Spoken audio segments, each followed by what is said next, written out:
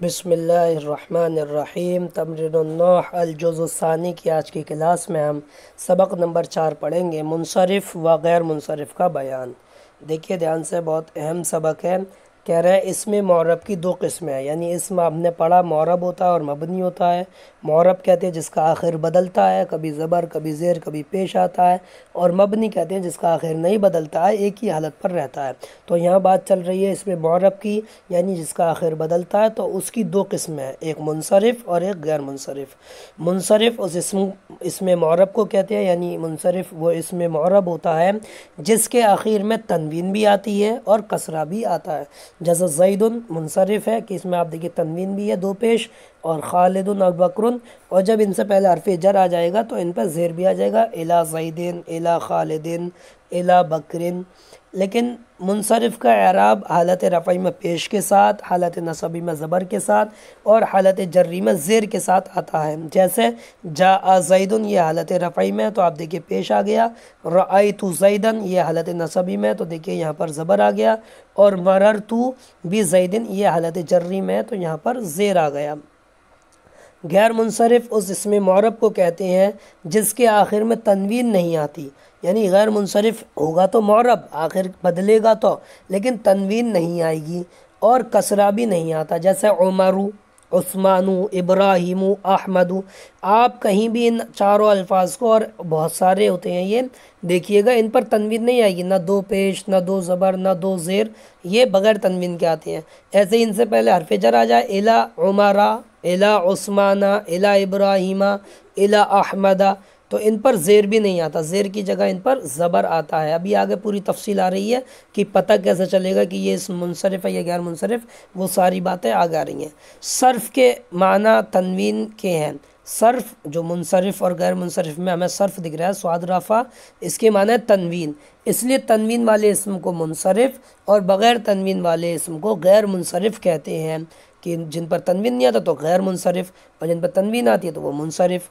कुछ ऐसे असबाब हैं, कुछ ऐसी बातें हैं जिनमें दो सबब किसी इसम में पाए जाएं, या कोई एक ताकतवर सबब जो दो के कायम मकाम होता है पाया जाए, तो वो इसम गैर मुनसरिफ़ हो जाता है। यानी 9 असबाब हैं, 9 सबब हैं, जिनमें से या तो कोई दो सबब या कोई एक सबब जो ताकतवर हो, एक अकेला दो के बराबर हो, किसी भी इसमें मौरब में पाया जाएगा तो वो इसमें मौरब गैर मुनसरिफ़ हो जाएगा। अभी नीचे बात आ रही है, धीरे धीरे समझते हुए चलिए। उन असबाब को असबाब मना सर्फ़ कहते हैं, उन 9 सबब को असबाब मना सर्फ़ कहते हैं। कह रहे हैं असबाब मना सर्फ़ यानी तनवीन को रोकने वाले असबाब 9 हैं। असबाब मना सर्फ़ का मतलब ऐसे सबब जो तनवीन को रोकते हैं, यानी जिसके बाद फिर तनवीन नहीं आती, वो 9 है। तो सबसे पहला काम आप इन 9 को याद कर लें गिनती वाइज। नंबर 1 अलम, नंबर 2 वस्फ़, नंबर 3 अदल, नंबर 4 तानीस, नंबर 5 उजमा, नंबर 6 तरकीब, नंबर 7 वज़न फ़ेल, नंबर 8 अलिफ व नून ज़ाइदतान, और नंबर 9 जमअ मुंतहल जुमूई, जमअ मुंतहल जुमूई। ये 9 अल्फाज आप याद कर लें नंबर वाइज, जैसे नंबर याद करते हैं 1 नंबर 2 नंबर, ऐसे ही ये वो असबाब हैं जिनकी वजह से इसम गैर मुनसरिफ़ हो जाता है।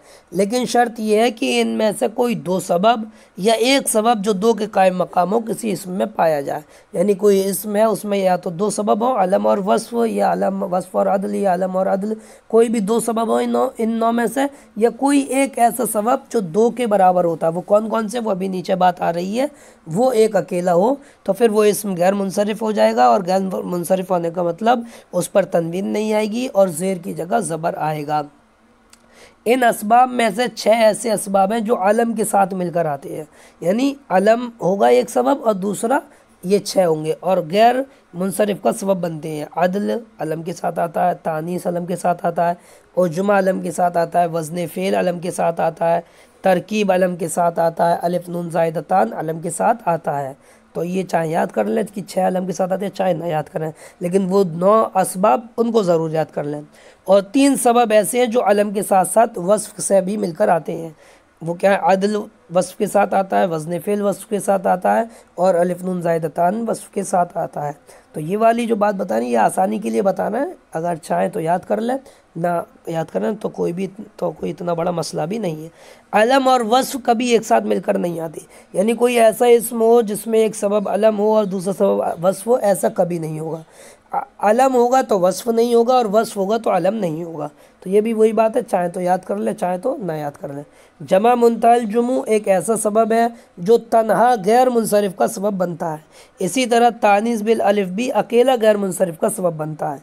यानी सिर्फ दो सबब ऐसे हैं जो अकेले दो के बराबर हैं। एक जमा मुंतहल जुमू, ये किसको कहते हैं अभी बात आ रही है तफसीली, और दूसरा तानीस बिल अलिफ यानी मुअन्नस हो लेकिन अलिफ की वजह से, ये भी पूरा तफसीली सबक आ रहा है, वो देखते हैं। इस तरह असबाब मुनसरिफ को 4 हिस्सों में तकसीम कर सकते हैं: अलम, वस्फ, जमा और तानीस बिल अलिफ। गैर मुनसरिफ का एराब हालत रफ़ई में पेश के साथ आता है, यानी अगर वो रफ़ा की हालत में है तो उस पर आप पेश देंगे बगैर तनवीन के। हालत नसबी और जर्री में ज़बर के साथ आता है, जैसे जा अहमदू, तो यहाँ पर आप देखिए हालत रफ़ई में पेश आया। रअयतु अहमदा, ये हालत नसबी में ज़बर आया। और मररतु बि अहमदा, ये हालत जर्री में है, बी की वजह से इस पर भी ज़बर आया। तो गैर मुनसरिफ पर ज़ेर नहीं आता, ज़ेर की जगह ज़बर आता है और तनवीन भी नहीं आती। ये सबक नंबर 4 हमारा मुकम्मल हुआ। आइंदा क्लास में हम सबक नंबर 5 अलम पढ़ेंगे। अस्सलामु अलैकुम व रहमतुल्लाहि व बरकातुहू।